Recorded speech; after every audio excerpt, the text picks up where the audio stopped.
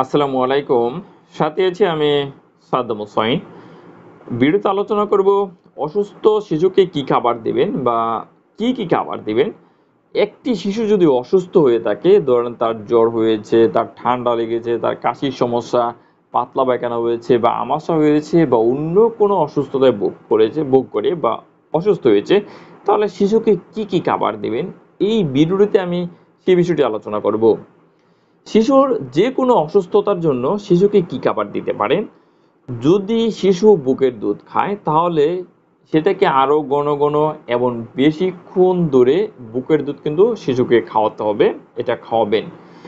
৬ মাসের বেশি বয়সী শিশুদের ক্ষেত্রে মায়ের দুধের পাশাপাশি বেশি পরিমাণে তরল খাবার দিন।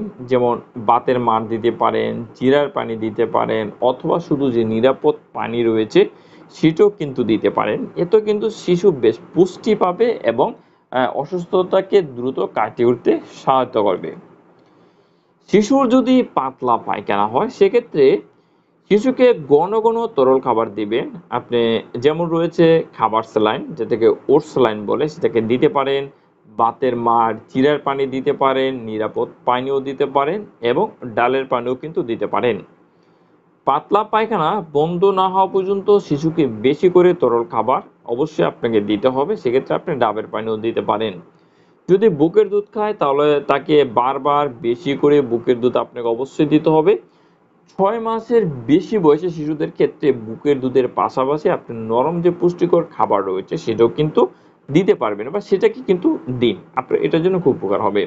তাহলে এই ছিল যে শিশুকে অসুস্থ হলে আপনি কি ধরনের খাবার দিবেন এবং এই খাবারগুলো যদি শিশুকে ঠিক মতো দেওয়া হয় তাহলে শিশু কিন্তু দ্রুত অসুস্থতা থেকে কাটিয়ে উঠতে পারবে এবং সে কিন্তু দুর্বল হবে না।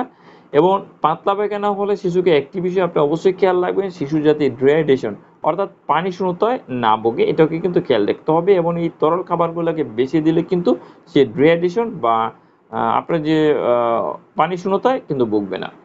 তাহলে এই ছিল যে শিশুর যদি অসুস্থতা হয় তাহলে আপনি কি ধরনের খাবার দিতে পারেন সেই বিষয়টি নিয়ে বিস্তারিত আলোচনা। যদি ভিডিওটি আপনার ভালো লাগে তাহলে অবশ্যই ভিডিওতে একটি লাইক করবেন, কমেন্টস করে আপনার মতামত দিতে পারেন, প্রশ্ন করতে পারেন। চেষ্টা করব প্রতিটি প্রশ্ন উত্তর দেওয়ার জন্য। পরবর্তী ভিডিও নিয়ে খুব শীঘ্রই ফিরে আসবো। সে মতো ভালো থাকুন, সুস্থ থাকুন। আল্লাহ হাফেজ।